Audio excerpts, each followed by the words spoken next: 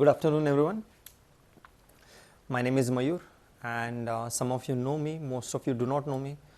I am a senior faculty at CSAP, and I have interacted with some of you during the mock interviews and the counseling session.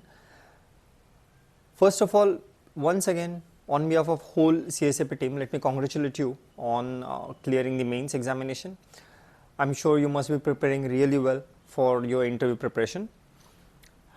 That feeling of seeing your roll number in the PDF when the result was declared must have been an experience for you. लेकिन उस experience को actual final list में convert करने के लिए you really need to work hard for next 2-3 weeks. तो उस preparation को easy करने के लिए CSAP has launched one important program, that is IGP, Intelligent Guidance Program. Herein we would be working on all 3 dimensions. First one is your knowledge base, second one is your spiritual base, and third is non-verbal base. That means how your body language is communicating, what your intonation is, how you're speaking, what is the confidence reflected through your communication, आपका intonation कहाँ ऊपर नीचे हो रहा है, इन सारी factors के ऊपर हम साथ में काम कर रहा है. तो ये जो मैं आपके साथ अब जो इंटरेक्ट कर रहा हूँ उसका पर्पस मैं आपको पहले एक्सप्लेन कर देता हूँ. हमें we have received a very good response in IGP guidance sessions. There are many students who have come for the mock interviews with esteemed panelists and they are facing some common issues. So ये जो अभी मैं आपके साथ discuss कर रहा हूँ ये एक लेक्चर सीरीज है, शॉर्ट लेक्चर सीरीज, जिसमें 10 से 15 मिनट का एक वीडियो होगा and we would be dealing with some important common factors that we have observed. ये हम इसलिए कर रहे हैं कि अगर आप इन चीज़ों को वीडियो के थ्रू ही अगर पढ़ लेते हो, समझ लेते हो, तो जब आप मॉक इंटरव्यू के लिए आओगे तो you would be better prepared. And not just for mock interview but actual interview के लिए भी आप बेटर प्रिपेयर्ड होगे and you will be able to extract and benefit more from the IGP as well as the mock interviews. तो हम लोग करने क्या वाले हैं इस सीरीज में, 3 से 5 वीडियोस की ये सीरीज होगी, छोटे छोटे लेक्चर्स की. इसमें हम करेंगे क्या, फर्स्ट एंड फॉरमोस्ट हम बेसिक से स्टार्ट करेंगे कि आपको कौन से बेसिक एरियाज है जो प्रिपेयर करने ही करना है. You cannot let them you cannot let them go. You have to prepare those aspects. तो वो कॉमन ऐसे कुछ 5, 7, 8 एरियाज है, उनको हम डिस्कस करेंगे जिसके ऊपर आपका नॉलेज कंपोनेंट हेविली रिलाई करेगा. फिर हम ये डिस्कस करेंगे कि पर्सनालिटी टेस्ट में हॉबीज़ का, आपके एक्स्ट्रा करिकुलर एक्टिविटीज़ का, whether it was sport, whether it was dancing, whether it was participating in NCC, इन सब चीज़ों का क्या इम्पैक्ट होता है. आप एथिकल डायमेंशंस क्यों इम्पोर्टेंट होती है आपके आंसर्स में, आपकी सोच कैसी है, are you thinking and answering like an aspirant or your behaving or your thinking from the perspective of a civil servant. ये चीज़ें हम लोग डिस्कस करेंगे. Then we will be discussing in terms of what actual actionable inputs that you can do. For example, कुछ student से जब interaction हुआ तो वी फिगर्ड इट आउट के they have substance, that means उनके पास कंटेंट है, लेकिन when they articulate they are failing in articulating और giving expression to their thoughts in very clear words. कुछ लोगों का प्रोनाउंसिएशन में प्रॉब्लम आता है, कुछ लोगों का कॉन्फिडेंस शैलो लगने लगता है बिकॉज द वे स्पीक, कुछ लोग द वे दे सिट, कुछ लोग the way they move their body, इसके वजह से वो थोड़ा सा बैलेंस से हट जाता है. तो उनको कैसे कंट्रोल में लाया जा सकता है. Then will think about certain tricks कि जो आपको एक्चुअल इंटरव्यू में बहुत हेल्प कर सकती है. तो ये सारा जो डिस्कशन है ये क्विक वीडियोज़ में 10 to 15 मिनट्स के शॉर्ट वीडियोज़ में we would cover. So let's get started. पहले हम सिंपल चीज़ों से स्टार्ट करते हैं कि जब पर्सनैलिटी टेस्ट हो रहा है तो क्या देखा जा रहा है. मैं बहुत ब्रीफ रखूंगा सो दैट आपको बाद में कॉम्प्रिहेंड करने के लिए ईजी हो। जब हम लोग पर्सनैलिटी टेस्ट की बात करते हैं, when we are talking about PT personality test, तो पर्सनैलिटी दो जगह पर आपको रिफ्लेक्ट होती है, एक है एक्सटर्नल एंड दूसरी है इंटरनल पर्सनैलिटी। ओके, अब एक्सटर्नल पर्सनैलिटी जो है that is visible, immediately visible है। वो आपने कपड़े कैसे पहने हुआ है, मतलब किस हाई क्वालिटी के पहने, ये इंपॉर्टेंट नहीं है। Are they neat, clean, are you looking hygienic, क्या आपके नेल्स कट है, आपकी अगर आप मेल हो तो are you clean shaven, if you are not clean shaven is it well trimmed, आपका हेयर कट प्रॉपर है। अगर आप ब्लेज़र पहन रहे हो तो आपके ब्लेज़र आपके फिट के हिसाब से है क्या, आपके कलर कोऑर्डिनेशन मैच कर रहा है क्या, आपका जो टाई है या आपके जो अटायर है क्या वो फ्लैशी है। ये बहुत क्रिटिकल है, क्योंकि the basic expectation from a bureaucrat is not to make him stand apart. He shouldn't stand apart. He should blend in among the masses. What should stand out is his work. उनका work जो है that should stand out, not him. He shouldn't have that desire of seeking self validation कि I am looking much better than rest of the fellow aspirant. तो उसके चक्कर में कई बार आप थोड़ा सा फ्लैशी नॉन कोऑर्डिनेटेड टाई पहन लेते हो या नॉन कोऑर्डिनेटेड शर्ट पहन लेते हो। So try and blend and prefer the common shades, है ना। तो ये एक बेसिक चीज़ हुआ। या फिर शूज़ कैसे है, फॉर एग्जांपल अगर आप मेल कैंडिडेट हो तो try and wear formal shoes, लेकिन ऑक्सफोर्ड टाइप। ऑक्सफोर्ड कोई ब्रांड का नाम नहीं, it's a type of a shoe. It is preferable if you are wearing Oxford shoes, क्योंकि Oxford shoes has history, forces use Oxford shoes. वो अगर lace वाले shoes है तो दैट ऑल्सो रिफ्लेक्ट्स की amount of efforts you are willing to put in detailings, है ना।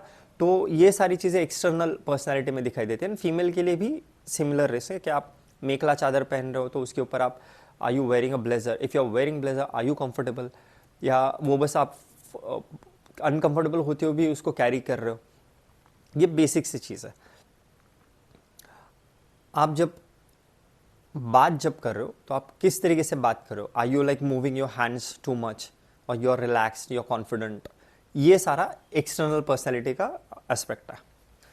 The second aspect is internal. Internal personality में आपका कॉन्फिडेंस रिफ्लेक्ट होता है, आपकी क्लैरिटी ऑफ थॉट रिफ्लेक्ट होती है, आपका आर्टिकुलेशन एबिलिटी रिफ्लेक्ट होता है, आपका प्रॉब्लम सॉल्विंग एटीट्यूड रिफ्लेक्ट होता है, आपकी एम्पैथेटिक ऑब्जर्वेशनल स्किल्स रिफ्लेक्ट होती है, आपकी सेंसिबिलिटीज रिफ्लेक्ट होती है, एंड आपका न्यूट्रल स्टांस, आपका अनबायस्ड नॉन पार्टिसनशिप वाला ओपिनियन इंपॉर्टेंट है, रोल प्ले करता है।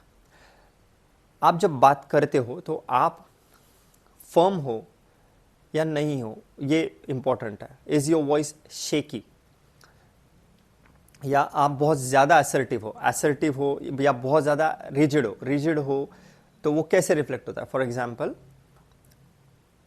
अगर आप बहुत ज़्यादा एडजेक्टिव यूज़ करते हो, I will give you one example. Let's say कि मैं मेरे बारे में बात करता हूँ।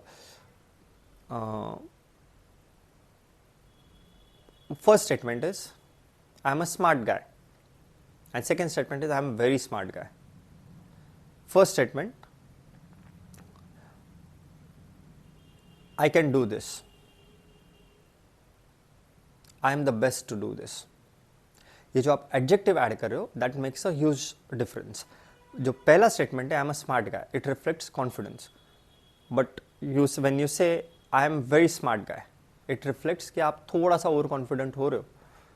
या आई कैन डू दिस, ये कॉन्फिडेंस है, only I can do this, ये और कॉन्फिडेंस है। तो ये एडजेक्टिव यूज करने से बचना है, दैट ऑल्सो रिफ्लेक्ट्स कि आप कहां स्टैंड कर रहे हो। What I am trying to tell you here is internal personality के डायमेंशंस बहुत डायनेमिक होता है ना, और इसी में आपका नॉलेज बेस भी रिफ्लेक्ट होता है। So we would be discussing all this elements in this lecture series. तो हम फर्स्ट सेशन जो है, फर्स्ट जो आज का ये फर्स्ट लेक्चर जो है, उसमें we would be emphasising upon few articulation skills. जो बच्चों से मेरा इंटरेक्शन हुआ, जो एस्पायरेंट से इंटरेक्शन हुआ, I have observe one common area. There are few respectable exceptions, but maximum लोग जो आ रहे हैं उनका जो स्पीच है, जो प्रोनाउंसिएशन है, वो क्लियर नहीं है. वो क्लियर इसलिए नहीं है क्योंकि most of them have very stiff muscle in face, like facial muscle जो होता है, which connect your jaw to your tooth line and your nose. ये वाला जो cheek bone और ये यहाँ का जो muscle है, facial muscle, most of them have very stiff muscle. उससे होता ये है कि when you pronounce something, it becomes difficult for panellist to understand clearly, क्योंकि कुछ बच्चों के वावल्स जो है, साउंड जो है वावल्स, वो अंदर ही रह जाते हैं. देर आर फ्यू स्टूडेंट्स जिनके कॉन्सोनेंट्स, स्पेसिफिक कॉन्सोनेंट्स पीछे ही रह जाते हैं, and it has got nothing to do with the language you are speaking. You might be speaking Assamese, you might be speaking Hindi, or you might be speaking in English. Irrespective of the language, some sounds stay inside your mouth. And अगर आपका interview लेने वाले अगर आपसे 30-35 साल बड़े हैं, the gentleman or the lady who is sitting on the other side of the table is more often than not at least 35 to 40 years elder to you. In that case, the lady or the gentleman might not want to invest efforts to try and understand you. So the onus of having clear speech is on you. इसको कैसे करेंगे आप? There is something called as pain technique. Excuse me. What you can do is, अगर आपको ये दिक्कत आती है तो have one pen in your hand, put it in your mouth, something like this. Put it in your mouth, press it to the end of your cheeks, अपने teeth में tightly पकड़ के रखना, and try and read one paragraph of any book out loud. जोर के आवाज में, मन ही मन में नहीं, not in your mind, but read it out loud. एक पैराग्राफ पढ़िए, उसको पढ़ने के बाद take that pen off and read that paragraph one more time. ठीक है? ये आपको 2-3 बार अगर आप कंसेक्यूटिवली करते हो हर रोज for let's say 1 week, you will see massive difference in the way you pronounce the words, the way you articulate your words. So that is one critical aspect. इससे आपके माउथ का जो मसल है, facial muscle, वो relax होगा. आपको शायद पहले 1-2 दिन लगेगा कि यार ये क्या कर रहा हूँ मैं या क्या कर रही हूँ मैं, it's not helping me, but trust me, if you practice it for a week, you will see a massive difference in the way the words are landing, in the way the words are being received by the listener. You will see humongous difference. That's one point. Second thing that we have observed is most of the candidates speak in linear tone. Linear tone का मतलब है कि वो बच्चे pause नहीं ले रहे हैं. So, saying something in one single line without taking pause बहुत गलत इंप्रेशन देता है. It means कि इनको बहुत ज़्यादा जल्दी, या he is not in control of his words, he is not in control of his emotions or his desire to express excessively. So what you need to do is you have to pause a little. You are not acting in a drama, so 1-1.5 minute का pause नहीं, pause of a microsecond. Okay. Let's try and take one hypothetical situation. I'm introducing one way and then I'm introducing in second way. First way I'm introducing, my name is Mayur. My educational background is B.Tech in mechanical engineering. I have also pursued the post-graduation in defense and strategic studies from Tel Aviv University, Israel. All this while I was also working with a government entity for 8 long years. ये एक तरीका है. दूसरा तरीका, my name is Mayur Chaudhary, I am a mechanical engineer, I have studied defense and strategic studies in my post graduation and I have studied from Israel. दूसरा, factual correctness को side में रखिए और सिर्फ जो स्टेटमेंट मैंने अभी बताया उसमें आप नोटिस करोगे, जो पहला वाला था, I took a pause of a microsecond. That pause of microsecond is very important. Why? Because it helps to hook the interest of the listener and your words land where they should land. In the absence of the pause, वो linear throw of your words बहुत ज़्यादा unregisterable बना देता है. मतलब the listener cannot register everything. And when you pause, it is in your control which are the important areas you want their attention to land on. ठीक है? ये second important aspect है, that you should take pauses appropriate. ये हम अभी सिर्फ expression की बात कर रहे हैं. Third element is the importance of words. See, here is something that I have practiced throughout my competitive career and I have received very good results. पर ये third advice जो मैं आपको देने वाला हूँ, please take it with a pinch of salt. Why am I saying it? क्योंकि ये मेरी तरफ से honest advice है, but इसकी करना है या नहीं करना ये आपका चॉइस होगा, क्योंकि हर किसी की पर्सनैलिटी अलग होती है. आप इसको प्रैक्टिस करके देखिएगा, अगर इससे आपको बेनिफिट हुआ तो आप एक्चुअल इंटरव्यू में इसको प्रैक्टिस कर सकता है. You can use it.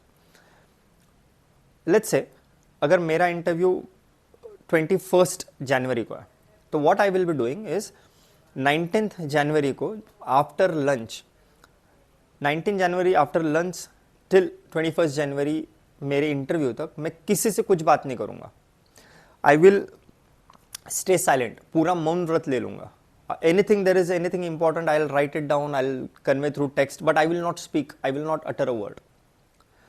Some of you might think कि ये क्या एडवाइस है, ये तो काउंटर प्रोडक्टिव है, हमको स्ट्रेस फील होगा, हम बात नहीं करें. Fair point, but please understand the analogy behind it.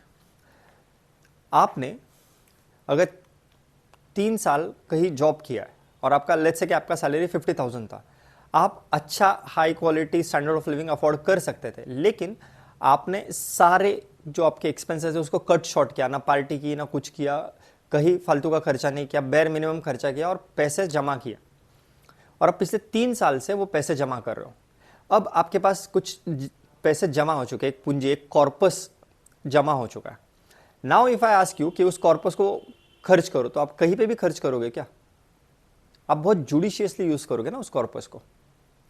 Exactly अगर आप 2 दिन तक बिल्कुल शांत हो, you have not uttered a single word, you understand the value of your words, you use them very cautiously, you are very thoughtful before you say something, and that really helps because that shows that you are in control of your words, you are in control of your energy. इसको अगर अपन दूसरे analogy से समझे कि मैं आपको हर रोज 1000 रुपए दे रहा हूं और बोल रहा हूं कि जाओ खर्च करो. आपको अगर हर रोज 1000 रुपए मिल रहे हैं और आपको खर्च करना है, तो मैं पिछले 8 दिन से दे रहा हूं, कल भी आपको मिलने वाले, तो कल जब आप 1000 रुपए खर्च करोगे तो सोच समझ के खर्च करोगे, ऐसे ही उड़ा दोगे पैसे? ऐसे ही उड़ा दोगे ना, क्योंकि आपको पता है पैसे आने वाला है. एग्जैक्टली अगर जो आपके लिए इंपॉर्टेंट डे है, जो आपके लिए इंपॉर्टेंट मोमेंट है, उसके पहले अगर आप randomly unnecessary conversations, unnecessary venting out, unnecessary topics के ऊपर अननेसेसरी लोगों के साथ जब बात करते हो, आप you start losing the value of your words, you start letting the importance of the articulation go in vain, and that is why it is my personal suggestion कि आप आपके इंटरव्यू के 1.5 से 2 दिन पहले तक पूरी तरीके से मौन व्रत में चले जाइए. अगर आपको ऐसा डर लगता है कि शायद ये आपके लिए नहीं है, तो आई वुड सजेस्ट कि जो भी आप मॉक इंटरव्यू दोगे उसमें प्रैक्टिस करके देखिएगा. Try doing it for 1 day. जिस दिन आपका मॉक होगा उसके 12-14 घंटे या 24 घंटे पहले आप ये प्रैक्टिस करके देखिए मॉक इंटरव्यू में. अगर इससे आपको बेनिफिट होता है, देन आई वुड सजेस्ट कि आप जो फाइनल इंटरव्यू है उसमें जरूर करिएगा. Next important thing, when you are articulating, try कि आपके हैंड मूवमेंट जो है वो बेर मिनिमम हो, ना के बराबर हो. Put your hands upside down, मतलब इस तरीके से आपके लैप पर रखिए, and try and express through your words alone. आप कितना भी कोशिश करो, आपकी आंखें, आपका चेहरा, facial expression, they communicate a lot, but try and speak in words. Hand gesture please keep it to the bare minimum. Your eye gesture, जब आप क्वेश्चंस को आंसर कर रहे हो, make sure you're making or maintaining the eye contact with the person who has framed the question. Let's say कि board में अगर 3 member है तो make sure you are maintaining eye contact with each one of them. जो majority of the eye contact है that should be with the gentleman or a lady who has asked you the question, but don't ignore rest of the panelists. Also keep looking towards them. These are the basic things that you should be following. One last thing before we indulge into the different topics. One last thing, when you enter in the room, please greet the chairman first, and amongst the member, if you see there is a lady member, please greet lady member first. अगर chairman ही lady ma'am है तो obviously you are going to greet her first, but greet lady member first and then gentleman. Also, when you are talking about a gender sensitive topic, अगर कोई sensitive topic पूछा जा रहा है जहाँ पे gender sensitivity is involved है and there is a lady member sitting here, sitting on the panel, make sure you are not making her uncomfortable. कुछ ऐसी बात मत कहना या फिर इस तरीके से जेस्चर मत कर देना कि उनको अनकंफर्टेबल फील हो. Make sure that you are making sure कि you and her, both of them, all of them are on the same page. Alright, so अभी के लिए ये बेसिक्स है जो आपको समझने होंगे. We'll discuss the important topics that you should be studying from the 10 or 8 important areas जो basic bare minimum है वो हम अगले लेक्चर में डिस्कस करेंगे. फिर नेक्स्ट लेक्चर में we would be discussing the importance of hobbies and extracurricular activity, idea of ethics, etc. All right, all the best. See you in the next video.